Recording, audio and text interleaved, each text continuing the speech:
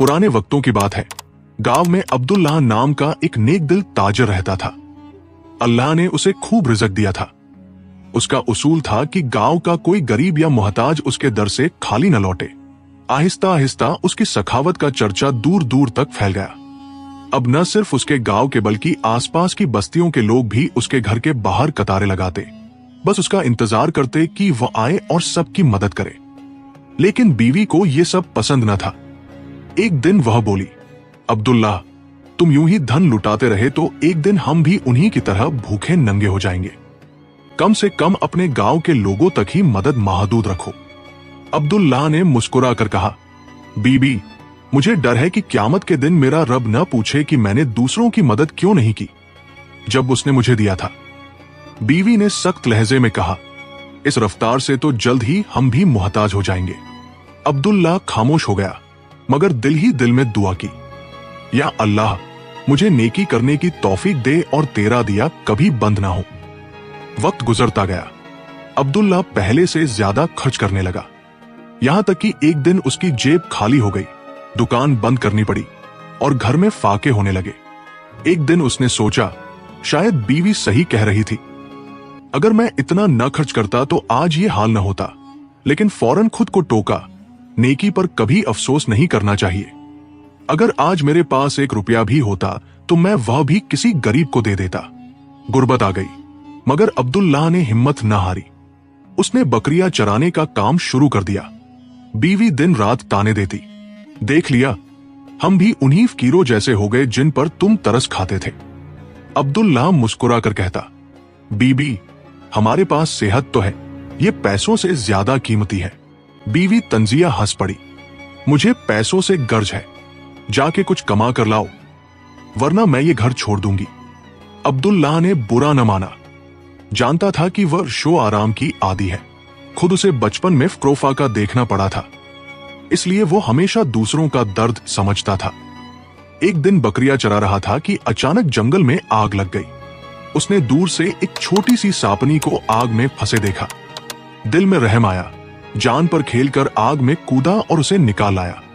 हैरत की बात यह कि सापनी ने इंसानों की तरह बात की, मैं कोई आम सांप नहीं, जिन्नात के बादशाह की बेटी हूं।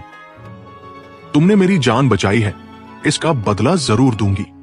यह कहकर वह अब्दुल्लाह को अपने बाप के महल ले गई। बादशाह जिन्नात ने कहा, हम तुम्हें माल नहीं दे सकते क्योंकि ये हमारे पास नहीं, मगर तुम्हें एक नायाब इल्म देते हैं। आज से तुम जानवरों की जुबान समझ सकोगे, लेकिन शर्त यह है कि तुम ये राज किसी को न बताना, वरना तुम्हारी मौत यकीनी है। जब अब्दुल्लाह ने रजामंदी जाहिर की तो बादशाह जिन्नात उसके करीब आया। उसके दोनों कानों में हल्की सी फूंक मारी और बोला, अब तुम जानवरों की जुबान समझ सकते हो। तुम्हें ऐसी बातें सुनने को मिलेंगी जो किसी इंसान के वहमो गुमान में भी नहीं, मगर याद रखना, कभी जाहिर न करना कि तुम उनकी बातें समझते हो, वरना वो तुमसे डर जाएंगे और नुकसान भी पहुंचा सकते हैं। ये राज अपने दिल में रखना। ये कहकर अचानक सब मंजर गायब हो गया। अब्दुल्लाह ने पलक झपकी तो वह फिर से अपनी बकरियों के पास खड़ा था। न महल था, न जिन्नात, न बादशाह। वह सोचने लगा, शायद ये सब ख्वाब था, लेकिन बड़ा मजेदार ख्वाब था। घर वापस आते हुए वो एक बड़ी सी झील के पास से गुजरा। वहां उसने 2 खूबसूरत मछलियां उछलते और खेलते देखी। एक ने दूसरी से कहा, अगर झील के बीच तले वो पुराना संदूक ना होता तो हम उस बड़ी मछली से कभी न बच पाती जो हमें खाने के लिए पीछे पड़ी थी। दूसरी ने जवाब दिया, हाँ, ये संदूक तो सदियों पुराना लगता है, पता नहीं कब से यहां पड़ा है। ये सुनकर अब्दुल्लाह को यकीन हो गया कि जिन्नात की शहजादी वाली बात सच थी। उसके दिल में तजस्सुस जागा, आखिर इस संदूक में क्या है। वो फौरन झील में गोता लगाकर नीचे पहुंचा। वहां वाकई एक भारी सा पुराना संदूक था जिस पर जिंग आलूद कुन लगा था। बड़ी मुश्किल से वह उसे खींचकर किनारे तक लाया। फिर सोचा, अब इस कुन को चाबी की जरूरत नहीं। एक बड़ा पत्थर उठाकर जोर से मारा, कुन टूट गया। जब ढक्कन खोला तो आंखें फटी की फटी रह गई। अंदर लाल जवाहरात और हीरे चमक रहे थे। अब्दुल्लाह ने इतना ही निकाला जितना जरूरत था और बाकी संदूक को करीब ही खोदकर जमीन में दफना दिया। घर पहुंचकर बीवी से कहा, बीबी, आज मुझे एक खजाना मिला है, इसमें से इतना लाया हूं जो हमारे लिए काफी है। बीवी फौरन बोली, ये खजाना कहां से मिला? अब्दुल्लाह को बादशाह जन्नात की हिदायत याद आ गई, इसलिए खामोश हो गया। बीवी ने कंधे अचकाते हुए कहा, छोड़ो ये बात, बस उम्मीद है कि इस बार अक्ल से काम लोगे और माल संभाल कर रखोगे। अब्दुल्लाह ने नरमी से जवाब दिया, मैंने हमेशा गरीबों का हक दिया और अल्लाह ने मुझे इसका कई गुना लौटा दिया। क्या तुम्हें नहीं लगता कि आसमान पर एक आदिल रब है? बीवी ने कहा, यकीनन है, मगर मुझे लगता है कि यह सिर्फ तुम्हारी किस्मत थी। इस बार मैं घर के बाहर किसी फकीर को खड़ा नहीं देखना चाहती। किस्मत बार बार नहीं आती और मैं तुम्हारे खर्च का हिसाब रखूंगी। अब्दुल्लाह को बीवी की नाशुक्री पर दुख हुआ। दिल ही दिल में कहा, अल्लाह मेरे सब्र और ईमान का इम्तिहान ले रहा है।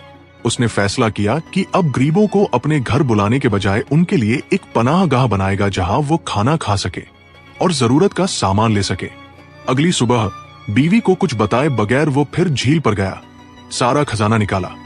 गांव में एक बड़ी सी जमीन खरीदी, उस पर गरीबों के लिए पक्का सराय और बावर्ची खाना बनाया। उसने नेक और दियांतदार लोगों को वहां का जिम्मेदार मुकर्रर किया। अब न सिर्फ गरीब आकर अपना पेट भरते बल्कि बहुत से लोग वहां काम भी करने लगे। सराय के आसपास खेत आबाद हुए, मजदूर रोजगार पाने लगे और कई खानदान खुशहाल हो गए। एक दिन अब्दुल्लाह अपनी बीवी के साथ बीवी के मायके जा रहा था। वह दोनों एक छकड़ा गाड़ी में बैठे थे जिसे दो खच्चर खींच रहे थे। रास्ते में अब्दुल्लाह ने सुना कि एक खच्चर दूसरे से कह रहा था, जरा आहिस्ता चल, इतनी तेजी न कर। दूसरे खच्चर ने पूछा, क्यों भाई, जल्दी चलेंगे तो जल्दी घर पहुंचेंगे, आराम भी मिलेगा और मालिक ने जो ताजा गीला जो खरीदा है वो भी खा लेंगे। पहला खच्चर बोला, भाई, भूख ने तुम्हारी अक्ल मार दी है। क्या तुम्हें नहीं मालूम कि गाड़ी में बीबी के पेट में बच्चा है? अगर हम तेज चले तो झटके से गाड़ी हिलेगी और शायद बच्चा जाया हो जाए। हमारा मालिक इस लायक नहीं कि हम उसके साथ ज्यादती करें। उसने कभी हमारा हक नहीं मारा। अब्दुल्लाह ये बात सुनकर खुश हो गया, क्योंकि उसे पहली बार पता चला कि वो बाप बनने वाला है। वह बीवी के करीब झुका और धीरे से कहा, मुबारक हो बीबी, तुम्हारे पेट में हमारा बच्चा है। बीवी हैरान रह गई, तुम्हें कैसे पता चला? मैंने तो किसी को नहीं बताया और मुझे भी कुछ दिन पहले ही इल्म हुआ है। अब्दुल्लाह ने हंसते हुए कहा, बस महसूस हो गया था। बीवी ने दिल ही दिल में सोचा, ये आदमी मुझसे कोई राज छिपा रहा है। एक महीना पहले खजाना मिला था, मगर नहीं बताया कहां से, और कई बार ऐसी बातें कहता है जो शुरू में नाकाबिले यकीन लगती है मगर बाद में सच निकलती है। अब से मैं उसे गौर से देखूंगी।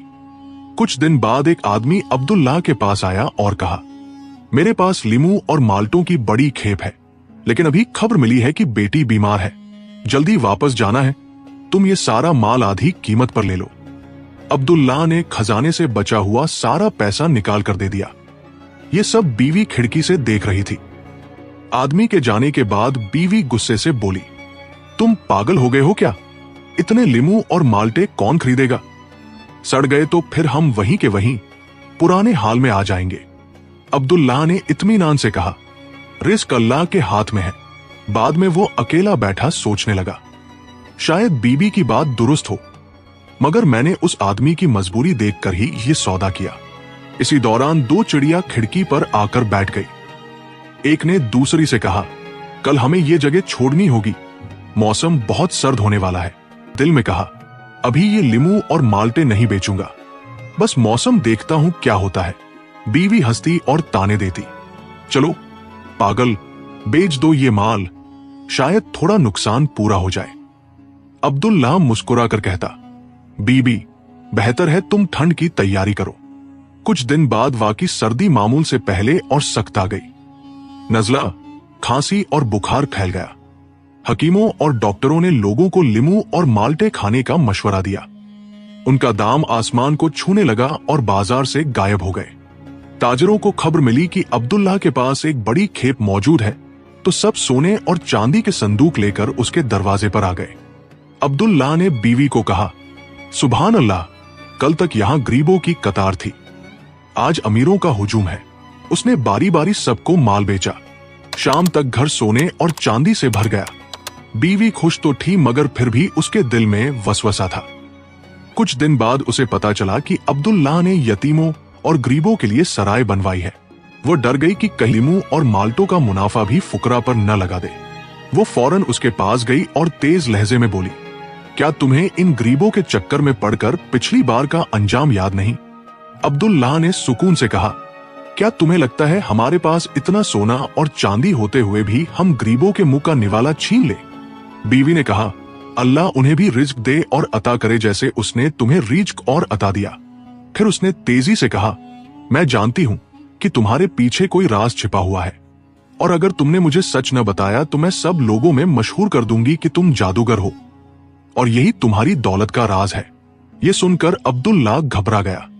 उसने दिल में कहा, मैं उसे अपना राज बता दूंगा, क्योंकि मर जाना 1000 गुना बेहतर है उस इल्जाम से जो मेरी जिंदगी भर मेरे साथ चिपक जाए। लोग तो जो सुने यकीन कर लेते हैं। फिर खुद ही सोचने लगा, अगर मैंने अपनी बीवी को राज बता दिया तो मैं मर जाऊंगा, जैसा कि जिन्नात के बादशाह ने कहा था, और फिर गरीबों और कमजोरों की देखभाल कौन करेगा? काफी सोच विचार के बाद उसने फैसला किया कि बीवी को अपना राज बताने के बदले वह अपना घर, जायदाद और सोना चांदी सब उसके नाम कर देगा। वो अपनी बीवी के साथ काजी के पास गया और सब कुछ उसके नाम कर दिया। अलबत्ता वह जमीन जिस पर उसने गरीबों का मेलज, पनाहगाह बनाया था, वो वक्फ रहने दी ताकि खैर का काम जारी रहे। फिर उसने बीवी से कहा, बरह मेहरबानी आज के बाद मेरे करीब ना आना। अगर तुमने ऐसा किया तो मैं तुम पर तलाक का हक इस्तेमाल कर लूंगा। अब हम दोनों अपनी अपनी मर्जी की जिंदगी गुजार सकते हैं, क्योंकि हम दोनों में कोई चीज मुश्तरक नहीं। अब्दुल्लाह गरीबों और यतीमों के मेलज में रहने लगा और कहने लगा, मरने के बाद मेरे लिए सिर्फ नेक अमल और गरीबों की दुआएं ही फायदेमंद होंगी। दूसरी तरफ बीवी ने इरादा किया कि घर को गिराकर बादशाहों जैसा महल बनाएगी और बड़े ताजिरों के साथ कारोबारी सौदे करेगी ताकि मजीद अमीर हो जाए। उसने सोचा, मैंने कभी शौहर की वो जिंदगी पसंद नहीं की जिसमें वो मुझे महरूम रखकर दूसरों को देता था। कुछ ही अरसे में उसने महल तामीर कर लिया, सोना चांदी जमा कर ली और मूसीकी व गाने के आलात से भर दिया। लेकिन उसके महल में कदम रखने से पहले ही जमीन लरज उठी और महल समेत सब कुछ जमीन में धंस गया। उसके पास कुछ न बचा और अल्लाह ने उसे उन्हीं गरीबों में शामिल कर दिया जिन पर वो शौहर को तरस खाने से रोकती थी। इस दौरान वो अपने बच्चे की पैदाइश के करीब थी। वो टूटे महल के सामने बैठी रोती और नोहा करती, ये सोचे बगैर कि कहा जाए, क्योंकि सब कुछ लुट चुका था। लोग गुजरते तो कोई परवाह न करता, मगर गरीब आकर उसके लिए खाना और पैसे रख जाते। वो हैरान होकर सोचती, गरीब कैसे देता है और अमीर कैसे रोकता है, मगर वो किसी से कुछ न लेती रही। 3 दिन तक ये हाल रहा। फिर भूख ने निढाल कर दिया और उसने राहगीरों से एक सूखी रोटी के लिए हाथ फैलाया। एक दिन अब्दुल्लाह वहां से गुजरा और देखा कि उसका घर जमीन में धंस चुका है और बीवी एक बदहाल और बदबूदार भिखारिन बन चुकी है। वो उसे उठाकर एक छोटे से मकान में ले आया जो उसने मेलज के पास बनाया था। उसने 1 महीने तक उसकी देखभाल की, यहां तक कि वो फिर से तंदुरुस्त हो गई। कुछ ही दिनों बाद उसने एक खूबसूरत बच्चा जन्म दिया। अब्दुल्लाह ने देखा कि अब वो न शिकायत करती है न किसी चीज पर बेजारी दिखाती है। हालांकि जिंदगी निहायत सादा थी। वह दूसरे मजदूरों के साथ मेलज के पास वाली जमीन पर काम करता। एक दिन बीवी उसके पास खड़ी होकर बोली, अगर तुम चाहो तो मैं तुम्हारे साथ काम करूंगी। अब्दुल्लाह ने हैरत से कहा, मगर ये तो गरीबों का काम है। वह मुस्कुरा कर बोली, तो क्या हुआ अगर ये गरीबों का काम है? अल्लाह ने चाहा तो उनका रिज्क दुनिया में कम रखा, मगर वो फिर भी हर हाल में शुक्र अदा करते हैं। फिर उसने नरमी से कहा, मुझे माफ कर दो, मैंने तुम्हारा माल जाया किया और तुम्हारे साथ नाइंसाफी की। अब्दुल्लाह मुस्कुरा कर बोला, तुम ही मेरा असल माल हो और मेरा बेटा मेरी जान है। ये छोटा सा घर हमारे लिए काफी है। हम इसी के साथ वाली जमीन पर काम करेंगे और सबसे खुशहाल लोग बनेंगे। सेहत की दौलत है और वही सबसे बड़ी नेमत है। यहाँ आज की कहानी खत्म होती है। अल्लाह आपको अपनी अमान में रखे।